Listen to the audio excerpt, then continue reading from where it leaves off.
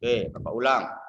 Jamak secara bahasa itu artinya menggabungkan. Apa yang digabungkan, Pak? Yang digabungkan adalah waktu sholatnya. Seharusnya kita sholat 2 kali, 2 waktu, di waktu zuhur dan di waktu asar, digabungkan dia. Atau disatukan waktunya. Kalau dia jamak di awal waktu, maka dinamakan dengan jamak takdim. Seumpama sholat zuhur dan sholat asar dilaksanakan di waktu zuhur, dinamakan dengan jamak takdim. Sholat maghrib dan sholat isya digabungkan dan disatukan waktunya, dilaksanakan di waktu maghrib, itulah yang dinamakan dengan jamak takdim. Ya. Sedangkan jamak takhir kebalikannya.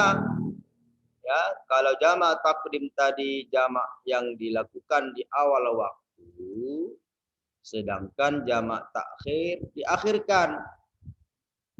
Maksudnya macam mana, Pak? Maksudnya adalah sholat zuhur dan sholat asar disatukan waktunya dan pelaksanaan sholatnya itu di waktu asar. Sholat maghrib dan sholat isya pelaksanaannya itu diselesaikan di waktu isya. Gitu. Sampai di sini paham? Bang Fatur paham? Paham, Pak. Paham. Oke. Ya, Pak ingatkan bahwa itulah yang dimaksud dengan sholat jamak, menggabungkan dua sholat dalam satu waktu.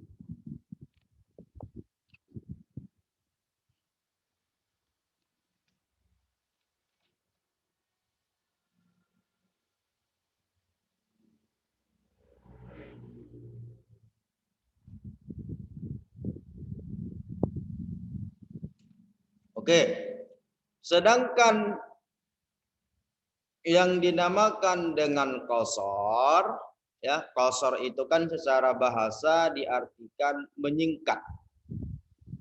Qasar atau pendek, meringkas, ya. Yang panjang dipendekkan dia. Ada yang panjang, ya, dipendekkan. Artinya apa? Ada sholat-sholat tertentu yang bisa berkurang bilangan rakaatnya sebagai bentuk keringanan dan kemudahan yang diberikan Allah kepada kita orang-orang yang beriman, terkhusus dalam posisi musafir. Pak, yang dikosor itu apa saja? Yang dikosor itu yang boleh hanya 3 waktu. Ya, hanya 3 sholat yang boleh dikosor. Sholat zuhur, sholat asar, dan sholat isya. Ingat, nanti di akhir pertemuan dapat tanya. Kalau yang dijamak ada 4, ya, zuhur, asar, maghrib, isya, itu boleh dijamak. Yang dikosor kurang 1, tinggal 3. Apa saja itu? Sholat zuhur, sholat asar, dan sholat isya. Berarti maghrib tidak ikut. Oke, berarti sholat zuhur yang kita laksanakan biasanya 4 rakaat menjadi 2 rakaat. Sholat asar yang biasa kita lakukan 4 rakaat menjadi 2 rakaat.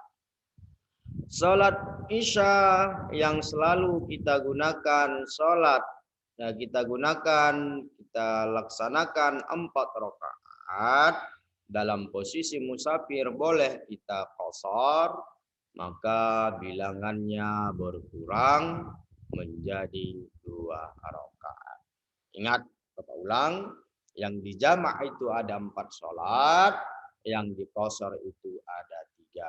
Jangan terbalik-terbalik. Oke. Sampai di sini, ada yang mau ditanyakan?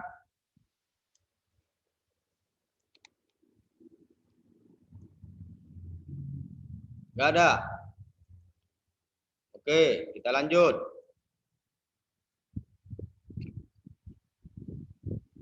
Ada juga yang diistilahkan dengan qashar jamak.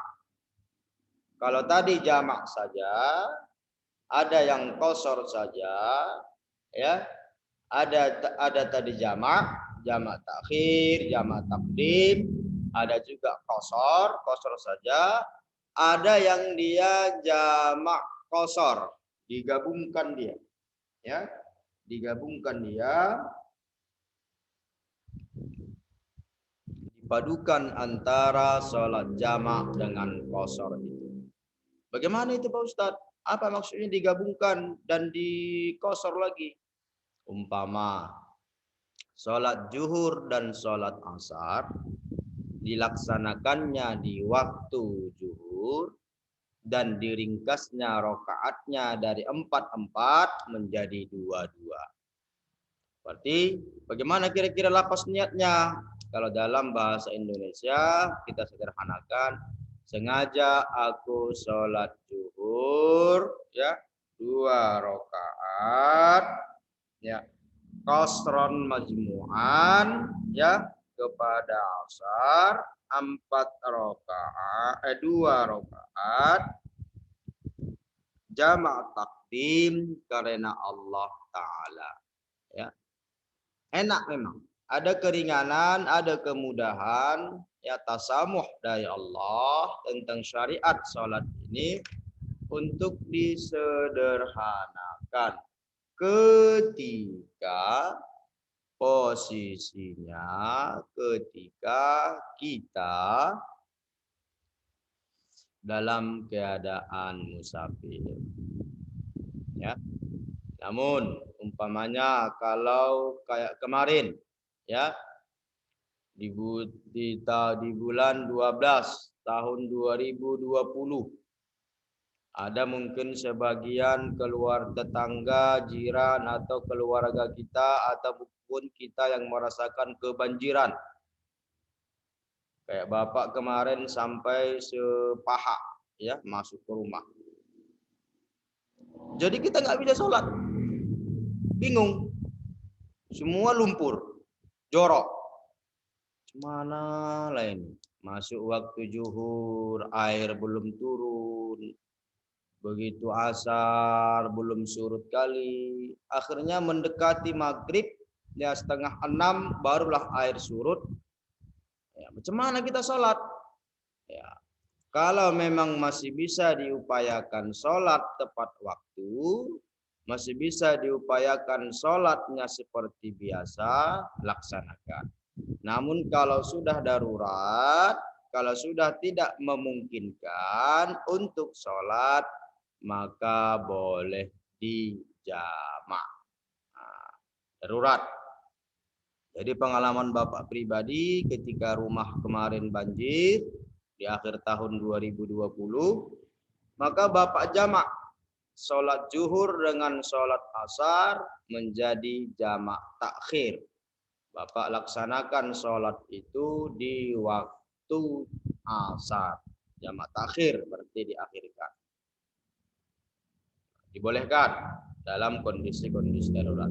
Yang tidak dibolehkan itu di qashar kalau dalam posisinya kita mukim atau menetap di suatu tempat, itu tidak boleh kita qashar. Yang dibolehkan adalah dijamak dalam posisi dan kondisi tertentu yang masuk dalam kaidah darurat. Jadi kalau sudah darurat, insya Allah boleh, ya, kita menggunakan syariat-syariat yang diperkenankan dilaksanakan dalam saat-saat darurat.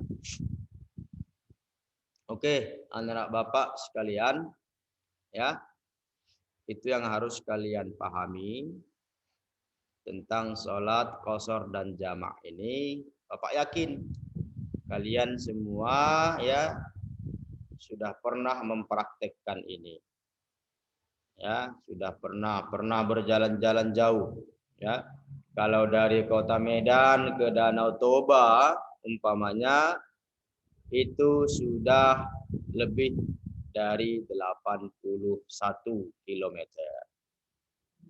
Kalau dari Medan ke Tebing berapa kilometer Bang Syahid? Berapa kilometer kira-kira dari Medan ke Tebing? Jangan pula dari jalan tol ya kan, dari jalan biasa. Berapa kilometer kira-kira Bang?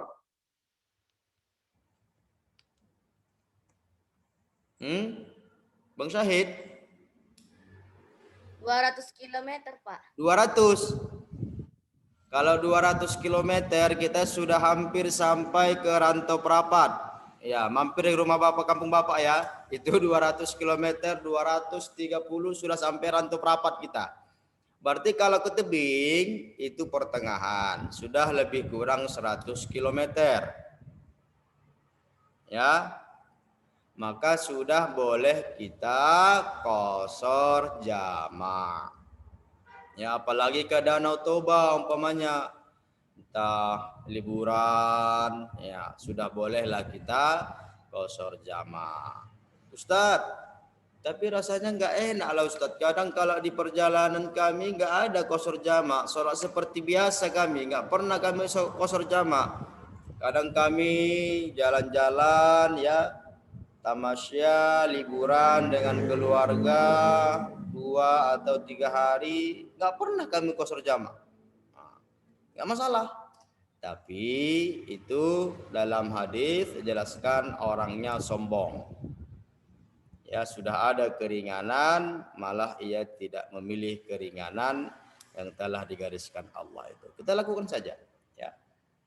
Salat jamak atau sholat qashar. Jadi kalau jalan ke tebing tinggi, ya itu sudah boleh menjamak, ya. Tapi dipastikan dulu lah speedometernya sudah sampai 100 km kalau Bapak tidak salah, karena ya batasan limit ya jarak tempuh yang disyariatkan boleh melakukan qashar jamak itu adalah 81 km lebih kurang. Kalau dalam buku kita kan 80,64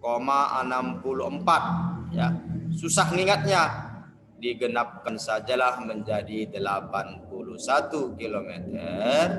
Ketika sudah sampai jarak tempuh kita jauhnya 81, maka kita sudah berhak untuk melakukan ya mengamalkan keringanan dan kemudahan syariat Islam itu sendiri. Saya rasa cukup dulu penjelasannya. Jika ada yang mau ditanyakan, boleh dipertanyakan, raise your hand, angkat tangan. Kalau tidak, Bapak yang nanya. Ada yang mau ditanya? Pak, macam mana dengan niatnya? Kalau tak hafal niat yang ada di buku cetak kita masing-masing, kan sudah ada sama kalian semua, ya.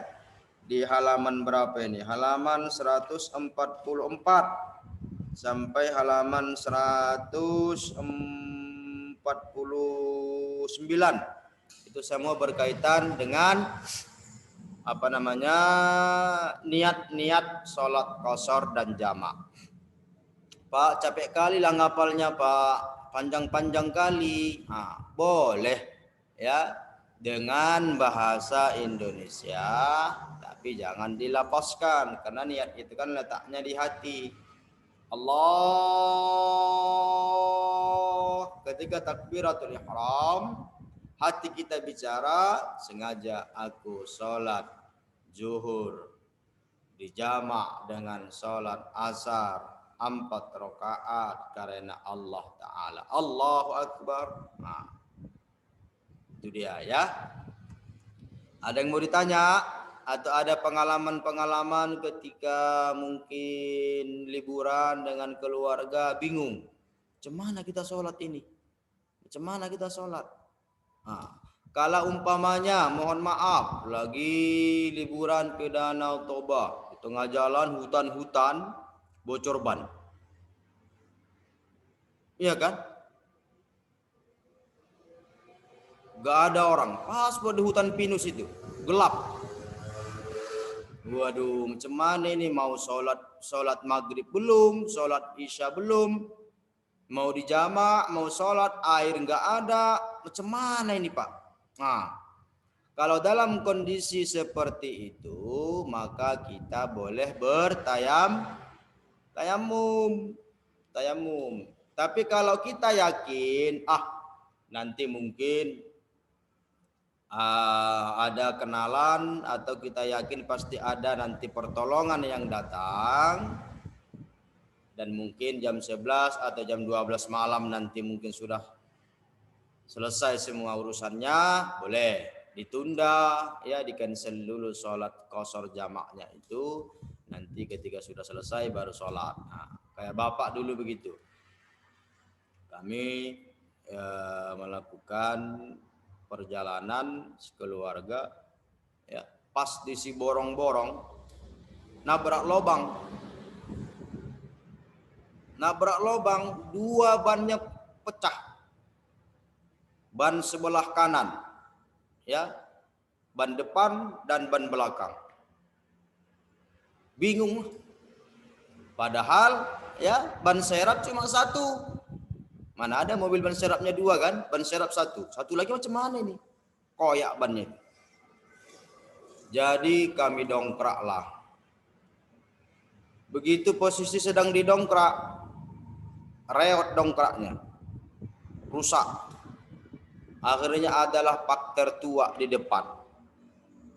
Dengan bermodalkan bahasa Batak dan bahasa Karo yang seadanya, kami minta tolong. Akhirnya ada di situ supir angkot yang sedang happy, dikasihnya lah kami pinjam dongkraknya. Kami dongkrak, ternyata mereka baik ya, mereka pinjamkan kereta. Akhirnya naik kereta, kami tempelkan ban mobil, baru berangkat. Lama, Bapak perkirakan dari jam 8 malam sampai jam 12 malam baru selesai prosesnya ya, karena 2 ban mobil yang rusak.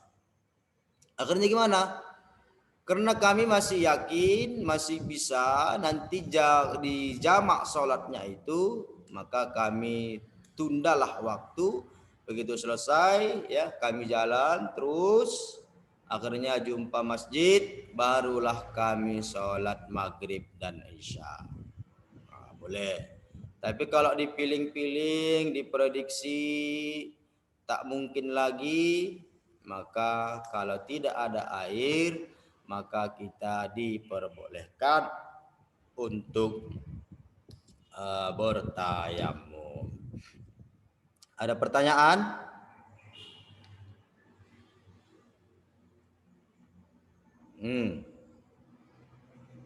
Ada yang mau ditanyakan?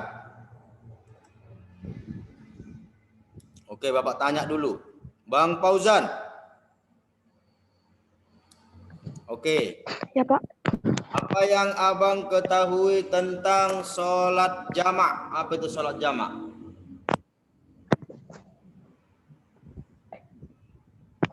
Sholat yang digabungkan, Pak.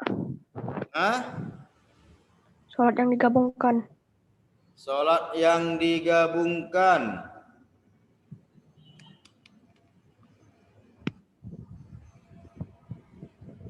Sholat yang Digabungkan.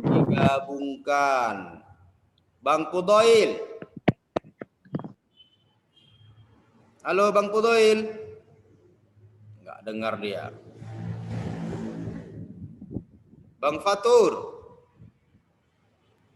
Ya, Pak. Sholat apa saja yang boleh digabungkan atau dijamak? Zuhur, asar, maghrib, isya. Ya, betul. Zuhur, asar, maghrib, dan isya. Bang Syahid Muammar. Ya, Pak. Ya, sholat apa yang tidak boleh dijamak dan dikosor? Subuh. Subhanallah, betul. Jadi sholat subuh, ya itu dia berdiri sendiri, independen, ya. Tak boleh digabung-gabungkan sama yang lain. Ya, jangan sempat nanti dijamak dia ke sholat zuhur atau ke sholat isya, nggak boleh. Dikosor, nggak mungkin ya. Masa sholat 1 rakaat, nah gitu. Coba yang belum ini, Kak Kesha Malika. Iya, Kak. Nah, coba jawab, sholat yang boleh dijamak tapi nggak boleh dikosor, apa dia? Satu sholat boleh dia dijamak tapi nggak boleh dikosor. Apa itu?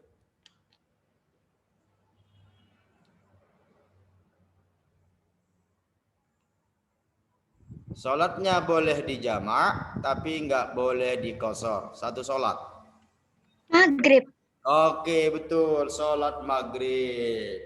Jadi sholat maghrib itu boleh dijamak ke sholat isya tapi nggak boleh dikosor.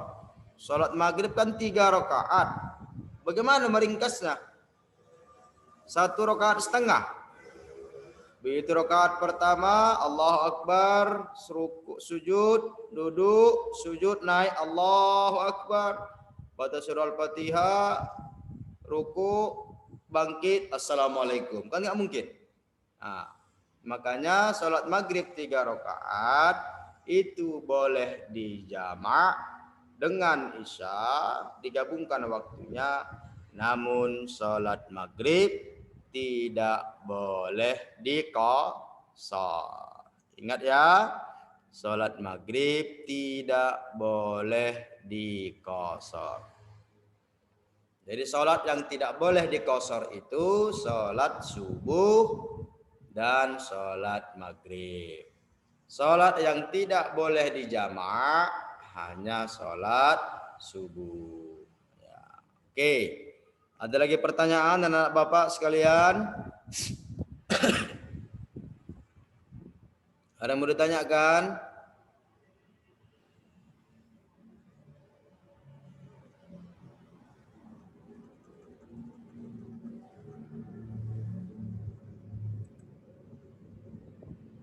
Udah paham semua berarti? Pak, kenapa? Apa? Apa ini? Apa? Ya, Pak. Ya. Kenapa sholat subuh nggak boleh dikosor, Pak? Kenapa? Kenapa sholat subuh sama dan maghrib tidak boleh dikasar? Oke. Sholat subuh, ya satu-satu ya. Sholat subuh tidak boleh dikosor karena memang sholatnya sudah ringkas. Satu. Sholat subuh tidak boleh dikosor dan dijamak karena memang waktunya sangat berjauhan dengan waktu-waktu sholat lainnya. Jauh. Kemudian sholat subuh tidak boleh dijamak dan dikosor karena memang waktunya di pagi hari, di waktu subuh. Biasanya orang kalau malam itu tidur, ya. Kalau subuh pasti bangun dan tidak ada ruang untuk mengkosor dan menjamak. Itu dia. Kalau maghrib boleh dia dijamak dengan isya, tak boleh dikosor. Kenapa? Karena tidak bisa dibagi dia pas. Karena enggak mungkin sengaja saya sholat maghrib kosrot, ya. Sengaja saya sholat maghrib dengan kondisi dikosor 1,5 rakaat karena Allah Ta'ala. Kan nggak mungkin. 3 dibagi, kalau 3 kan dibagi menjadi 1,5. Bagi 2. Kan nggak mungkin. Begitu dia bangkit dari rukuk, sami Allahu liman hamidah. Assalamualaikum warahmatullah. Kan nggak boleh. Ya. Dan tidak ada tuntunan dari Rasul untuk mengqashar maghrib dan subuh. Jadi qashar jama' ini adalah hukum syariat yang sudah pernah dilakukan oleh Rasul ya atas bimbingan Allah. Maka ketika melakukan ibadah apapun itu, memang yang harus kita perhatikan pertama kali adalah ibadah itu ada tuntunannya. Ibadah itu ada syariat yang membolehkannya. Kita tidak boleh mengarang-arang, kita tidak boleh membuat hukum-hukum sesuai dengan selera kita. Oh, imanku lagi memuncak ini, imanku lagi baik kali. Aku sholat isya 8 rakaat lah. Allahu Akbar. Nggak boleh. Kan terlalu semangat menggebu-gebu gitu. Aku sholat subuh 4 rakaat. Nggak boleh. Nggak pernah dilakukan Rasul. Begitu. Aku lagi malas sekali nih, lemas sekali lah. Kayaknya malas sekali mau sholat. Udahlah. Sholat zuhurnya 2 rakaat aja. Nggak boleh.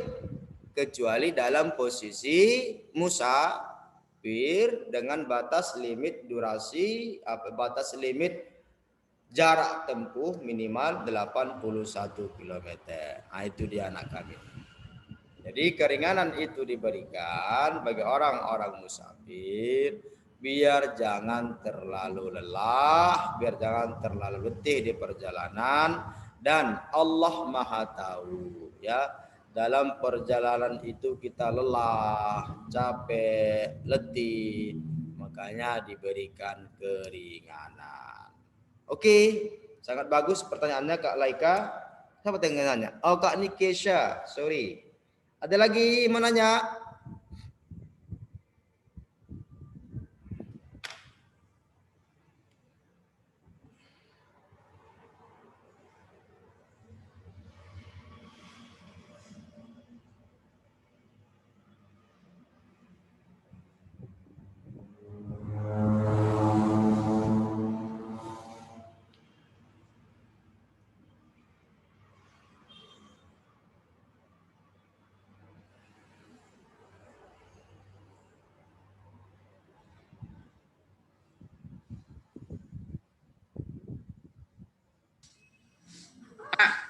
Saya. Kalau umrah boleh dijamak, Pak? Umrah macam umrah kita ke sana. Boleh? Iya. Boleh. Boleh. Tapi rugilah kita. Sempat nanti di Masjidil Haram kita sholatnya ringkas. Iya kan?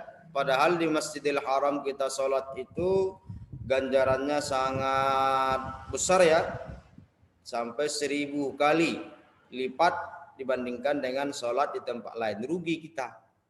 Niat kita mau beribadah malah mengurang-urangi ibadah. Gitu. Ada lagi?